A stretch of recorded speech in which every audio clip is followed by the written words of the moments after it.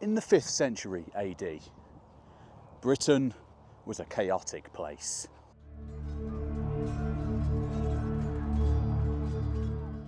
Ever since the withdrawal of the legions in 410, the former Roman province had been on its own, left adrift in the North Atlantic, on the very edge of the Roman world, to fend for itself against all manner of non-Roman, Germanic, Celtic and Irish people who wanted in.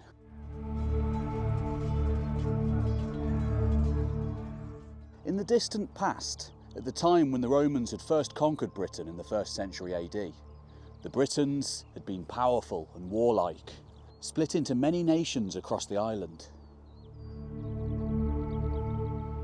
But by the 5th century, all those hundreds of years later, the Britons were largely demilitarised, no longer having the same martial culture of their forefathers. They had relied on the Romans for security. It wasn't long before tyrants started to take hold of power, or so our greatest source of this age says.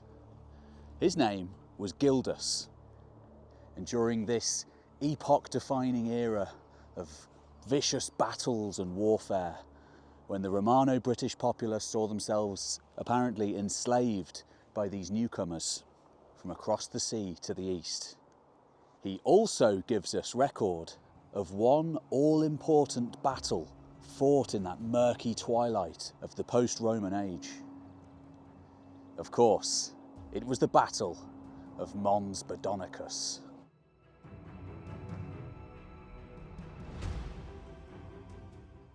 By the time the monk Gildas wrote his now famous polemical work on the ruin and conquest of Britain, probably in the early or mid-6th century AD, Britain was once again divided between many numerous competing polities, ranging from the places that he hailed from, probably an urban centre in the west of the country like Chichester or Viraconium or Gleva, where vestiges of the Roman world still survived. People still wrote in Latin. Gildas's Latin is very good for the time, suggesting he, at least, was the subject of a Latin school, very much of the style that Roman aristocrats had been trained in the previous eras. But they weren't all like this. Many of these new kingdoms were something entirely new. They looked back to the Iron Age for their culture, refortifying hill forts of their ancestors and looking to the British past rather than the Roman. And this world that Gildas found himself living in was not a happy one. He was angry. As far as he was concerned, the Britons had brought their fate upon themselves. His forebears, and in particular one powerful tyrant who he laments of, invited the Saxons in to be mercenaries in order to defend against the Picts of the north and the Irishmen from across the sea.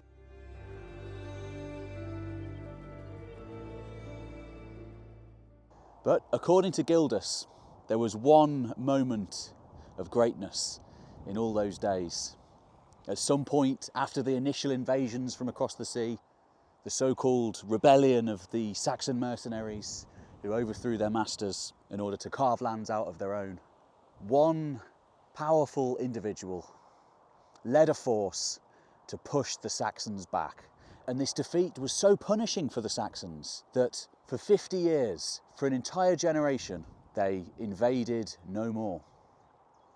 The east of the island was theirs, but the west remained free.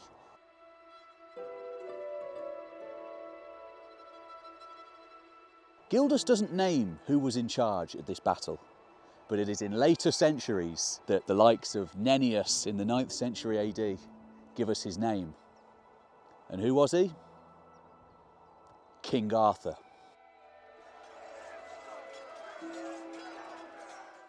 The Battle of Mons Badonicus may well have taken place. Of course, the Arthurian connection is a bit of a problem. Nennius and Gildas disconnected by 300 years, almost as much time from the English Civil War to today. The Arthur that we get in Nennius is really quite an imposing figure. In Nennius's words, Arthur came here, he carried the cross of our Lord Jesus Christ for 3 days and 3 nights upon his shoulders, and the Britons were the victors. We can imagine him charging up the hill. It's a rousing tale. And is there any truth to it? Well, let's find out. I've come here to Salisbury Hill, near Bath. You can see Bath just down there. Aqua Sulis, the Roman spa town, where the god Sulis Minerva was worshipped by patrons from all over the Roman world, in the still surviving baths that you can go visit down there. And Bath, Baden, Bad, there's a bit of an etymological connection there, which is one of the reasons why scholars for over 100 years have associated this Iron Age hill fort, Salisbury Hill, with the Battle of Mons Badonicus, Arthur's great victory against the Saxons.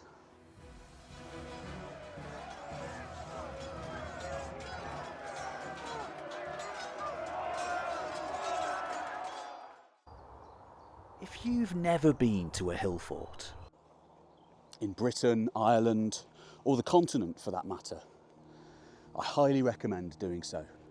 These places are absolutely incredible. Vast ramparts and ditches surrounding the most obviously fortifiable places in the landscape. They tend to be high up, they tend to be prominent, they were intended to be seen and to see. And of course, though there is no actual evidence of this place being reoccupied and its defences rebuilt in the years after the Romans pulled out of Britain, it was abandoned at around the time the Romans came here. It still would have been an immensely impressive feature on the landscape. And for the people of Aqua Sulis, Bath, just down there in the valley below, this was part of the city. In my mind, there's no way that they weren't coming up here, at least to see the vantage point of the valleys and the distant lands around.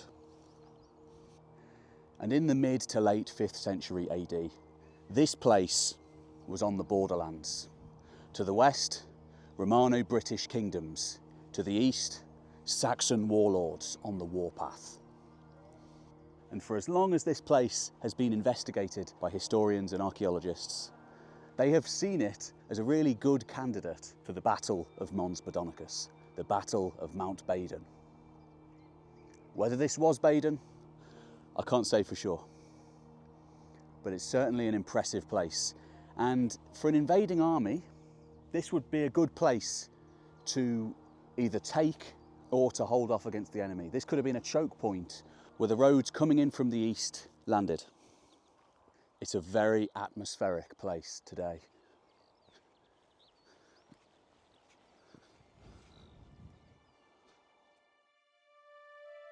I climb further up the hill to enter one of the gates of the fort. Just one of many. Did Arthur really attack here? Well, like many things in history, archaeology, and myth, we simply can't say. And that's the beauty of it.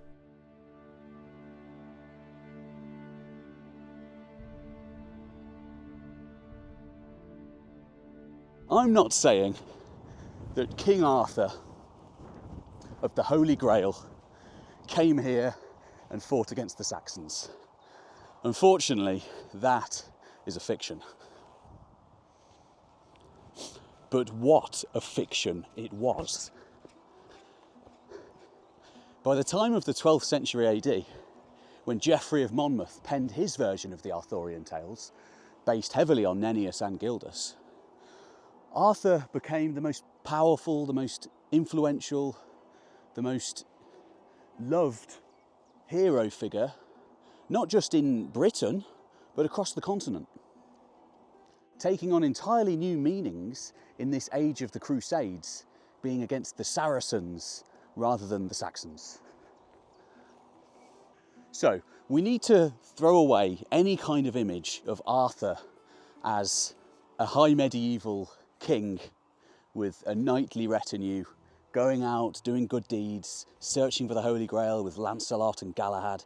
These are all, for the most part, people who are added much later on by a whole series of poets and writers who would embellish the tale for whatever their own modern day reasons were. But Gildas does have another figure to mention in his tales. Not Arthur, but Ambrosius Aurelianus, a figure who he says was born in the purple. His parents had been Roman aristocrats. And in this age, in the 5th century AD, where it was all dislodged, the Romans were left adrift, Ambrosius Aurelianus was one of those figures who fought for his people against the invading Saxons. So, if we want to look for Arthur, we need to be looking for a figure based in the military traditions of the late Roman world. A cavalryman, perhaps, a heavily armoured cataphract, charging forwards against the numerically superior Saxons, though a people completely in the world of war. And Ambrosius Aurelianus was probably a Christian. Christianity already making great headway in Britain by the 5th century AD. So maybe that element remains. And look, Ambrosius Aurelianus and Arthur are not necessarily the same person. Many historians do make that argument, but it may well be that Ambrosius was part of the inspiration, his memory remaining intact in the generations to follow, ultimately merging with bear god myths where Artorius, Arthur, may have come from as well, merging together to create this all-powerful figure by the 9th century AD, when the Britons very much needed a hero. In the time of Nennius, the Mercians from the east were coming into Wales to take the last lands of the Britons.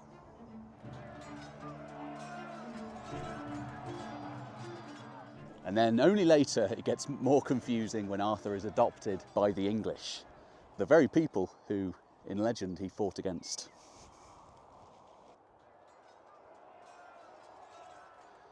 Although Nennius' account in the 9th century AD separated from Gildas by 350 years or so, the time from today to the English Civil War, may be entirely fictitious. The enduring image of Arthur charging up these hillsides of these Iron Age hill forts is an enduring one. And so much so that Bernard Cornwell used Salisbury Hill as the site for his Mount Baden, having Arthur winning out against the Saxon menace. And there is something compelling about the image of Arthur heading up these hills, the sides of this hill fort, to do battle against the enemy. But really, he probably would have been on horseback.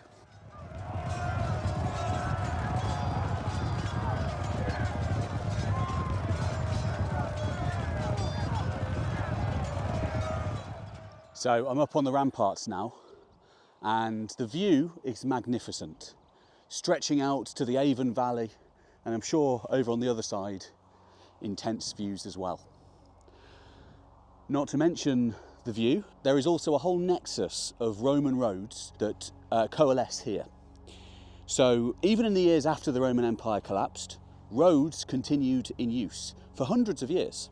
We still use them today, in fact, with the motorways being built directly on top of them often. So, of course, the Saxons would have been using them.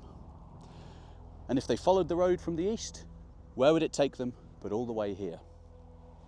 But Salisbury Hill isn't the only candidate for Mount Baden.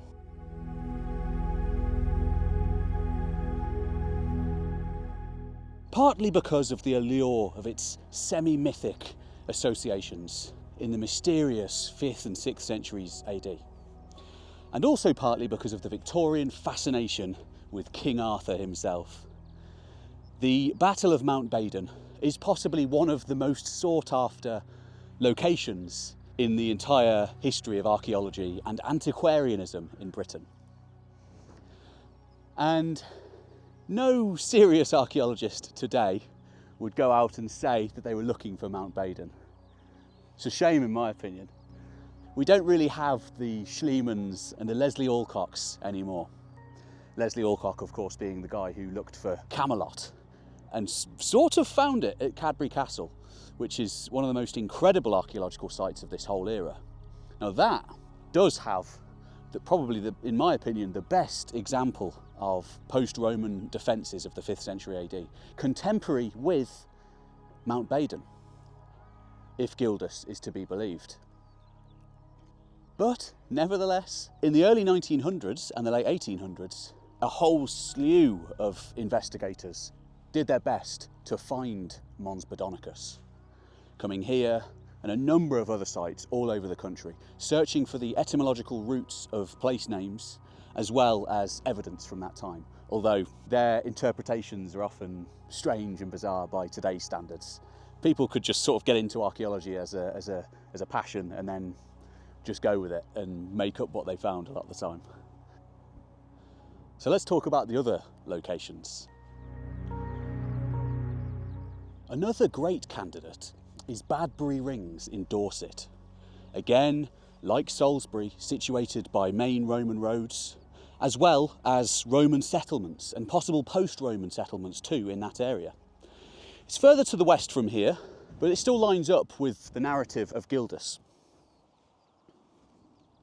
And there is some potential evidence of post-Roman habitation there in the impressive ramparts that ring that site. Of course, these ramparts would have been a naturally impregnable location to defend. It's quite small as well, which would have been good for just a meagre warband or a small cavalry detachment to hold. But of course, the name itself is mostly what people have looked at. Badbury, again, like Bath, being similar to Baden. And there are many other locations too. Bowden Hill near Laycock, with its visibility across the Vale of Pusey, which may well also share a linguistic root with Baden. There's even a Mount Baden in Devon. And of course, the Welsh always like to get a look in with these Arthurian things, with good reason. And there's one site, Mynydd Baden, in Bridgend, which could well be a good candidate. One of my favourite of all, a place that I visited recently, is Liddington Castle.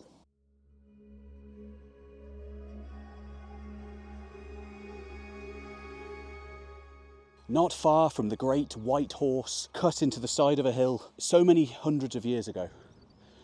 The Ridgeway, one of prehistoric Britain's motorways, just going by underneath. Liddington Castle is on a huge promontory jutting over at this immensely strategically important land. And due to this geographical location, it has often been sought as the location of Baden Hill, with a location commanding the landscape around and aligning with the Saxon advance routes from the east. Nearby burial sites too, and reused fortifications hint at warfare going on at this time.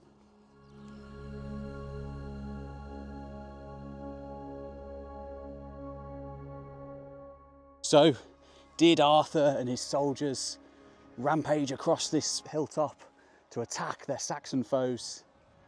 We can't say. But it's fascinating to wander, nonetheless. So, as far as Gildas is concerned, the Battle of Mons Badonicus takes place. The Britons are victorious, Ambrosius Aurelianus leading his kinsmen to victory. For a generation, there was peace, until, in his day, which may have been the middle of the 6th century AD or a little bit earlier, the jury's still out on that one, as it is for most things in this era, what he describes is factionalism, essentially, and the kings of his era, Maelgwyn Gwynedd among them, a number of other figures who he names, Constantine of Dumnonia, etc. They're fighting amongst themselves. And it is this infighting which leads to their demise. Because by the time Nennius writes, the Britons in the east of the island are all gone, incorporated into the kingdoms who conquered them as slaves, servants, or becoming Anglo-Saxon in culture themselves. But in the west, the Britons fought on.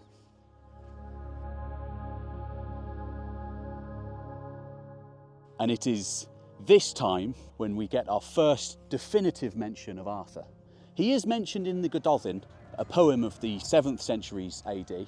However, the mention to him, saying Gwador, he was no Arthur, referring to this figure of the time, this hero, saying he was great, but he was no Arthur. That may be a later addition by a scribe writing on vellum hundreds of years later. So the first definitive mention of Arthur is Nennius. But what Nennius probably did was based his Arthur on individuals like Ambrosius Aurelianus and like another figure who comes from the French sources at the time, in around 470 thereabouts. This figure, Riotimus, headed over the Channel from Britain to fight for the ailing Roman Empire, the ailing Western Roman Empire, against the Gothic king Euric, ultimately being defeated in battle, and we don't know what happened to him after that.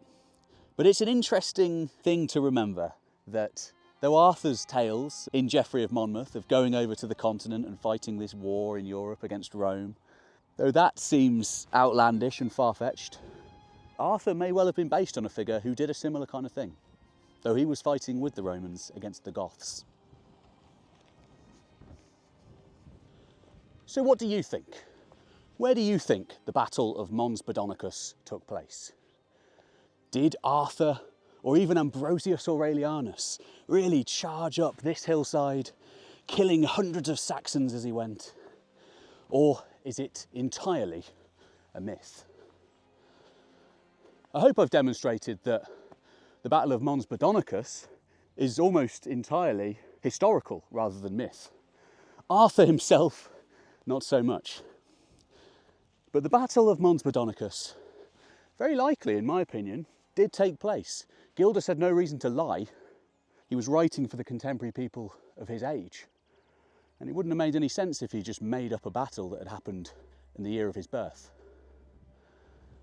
So, Mons Badonicus, real. Arthur, the greatest story that was ever told.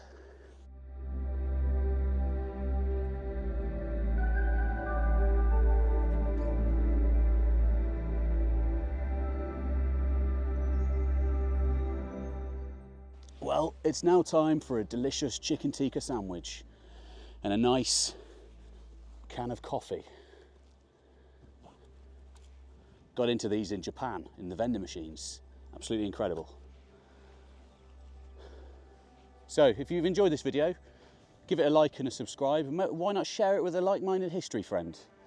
Aren't history, archaeology, anthropology, mythology some of the greatest subjects we can talk about? And I want to keep talking about them. I'm really enjoying making this style of video. It's a bit more conversational than my ridiculously long documentaries I normally make on my main channel, History Time. But really been enjoying doing this here, so I'm going to do some more. Let me know where you'd like to see me visit next, because I've got the whole of Britain to choose from. I live basically in the middle, so I can get to anywhere. And yeah, let me know. Let me know video ideas. Leave a comment and a like and all that good stuff, and subscribe, and I'll see you on the next one.